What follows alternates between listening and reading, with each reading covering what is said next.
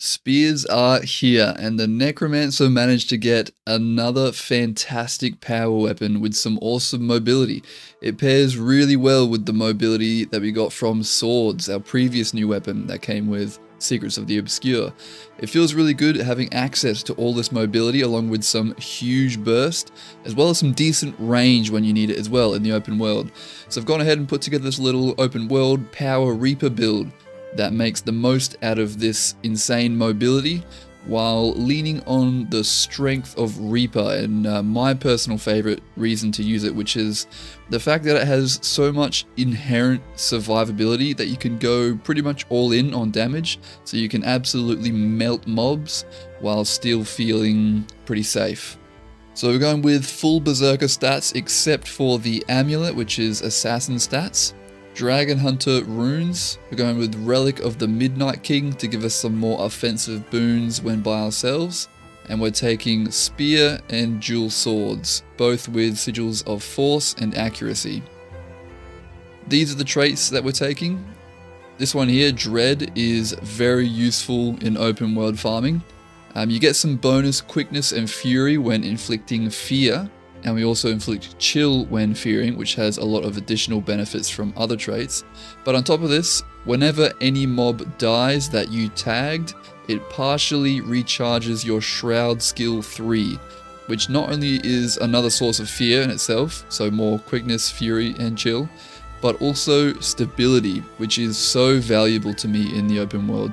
I really hate getting interrupted and smacked around in the open world, so I'll take any extra stability that I can get. And this trait basically lets you spam Shroud 3 whenever lots of mobs are dying around you, which quickly stacks that stability right up. So the main reason I love this build is its ability to jump between different enemies or group them up and then unleash a massive burst to just melt them all.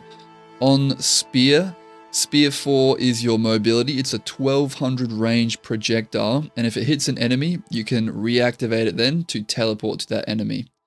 Teleporting also resets the cooldown of Spear 2, which is your highest burst damage ability, which also has some great lifesteal as well. Spear 5 and 3 are used just to generate the soul shards, which will make skill 2 do even more damage in lifesteal. Spear 3 is very short range though, and it's pretty hard to hit, especially if your target is moving at all, so I usually will just use skill 5 as the more reliable one. In Reaper Shroud, Shroud 2 is some lovely mobility, and Shroud 4 of course is some incredible AoE damage. Shroud 5 is a source of CC and chill, and because of our traits we do more damage to chilled foes, and when hitting chilled foes we get might, life force, and also spread more chill to nearby enemies. Shroud 3, like I mentioned before, is a source of stability, and when using its flip skill, Fear. Fear, of course, giving us that quickness and fury, as well as even more chill, so I try and spam this skill as much as possible when in Shroud. My basic Shroud rotation will be to double tap Shroud 3 immediately, then Shroud 4 and Shroud 5. Sometimes Shroud 2 for the mobility really. When you exit Shroud, this resets the cooldown of Spear 4, which you can then use to reset the cooldown of Spear 2 again. So there's a lot of cooldown resetting, which is super fun to use to set up massive bursts. Spear 2 is usually off cooldown again when I exit Shroud, so I'll use it again. Then use Spear 4 again to reset its cooldown, get some more soul shards with Spear 5, and then unleash another Spear 2, and it feels really good. I'll usually use this utility, You Are All Weaklings, while casting Spear 2. Since it's an insta-cast, it can be cast at the same time for even more burst.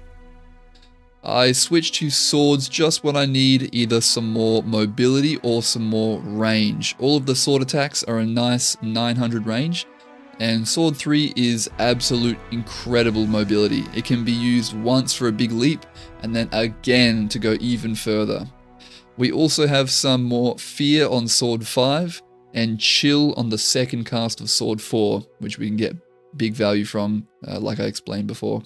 Spectral Grasp is one of my all-time favorite Necromancer abilities. It's a 1200 range, 5 target pull, which is so satisfying to group up a bunch of enemies in the open world and then just blend them up with Shroud 4. It's also another source of chill as well as CC. In fact, if you position yourself inside the hitbox of an enemy, using this will actually make all 5 of the grasping hands hit that one enemy, which will make it do even more CC on that one enemy. So that's all well and good, that's how you melt your enemies, but how do you survive? There's quite a lot of little things that you can take advantage of to make this build survive really well. First, Spear 2 is not only one of your highest damaging abilities, but when used with max soul shards, it actually siphons a ton of health as well, which heals you. Spectral Armor is quite an interesting skill. It's a stun break that also gives us some protection, as well as life force when we take damage for the next 8 seconds. And this actually continues working when we jump into Shroud, which means we can just stay in Shroud for even longer. Reaper's Shroud in general can just be a bit of a lifesaver sometimes, since the life force replaces your health when you're in it. So if you're about to die, you can usually just jump into Shroud and tank a bunch more damage, especially if you cast this Spectral Armor just before going into Shroud. And while you're in Shroud, using Shroud 5 and then Shroud 2 inside the AoE that it lays down gives you a Frost Aura, which reduces your damage taken for a bit. And I'll use this pretty often just for general survivability. It's also worth noting that using the sword flip skills consume some of your health, so you might want to avoid using those and only use the first skills when you're low on health.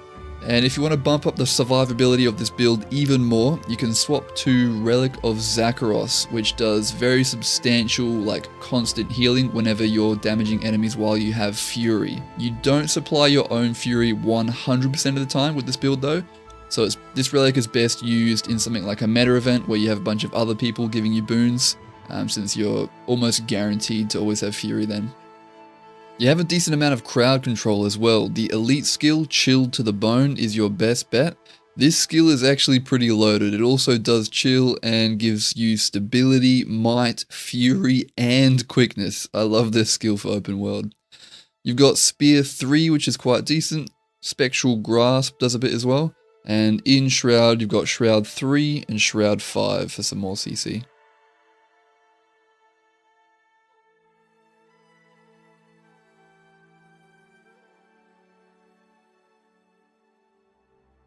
Alright, that's enough out of me. Enjoy the build. Check out this other build guide as well for Spear Vindicator that can upkeep both its own quickness and alacrity. And the video on the bottom is one that YouTube thinks you might like.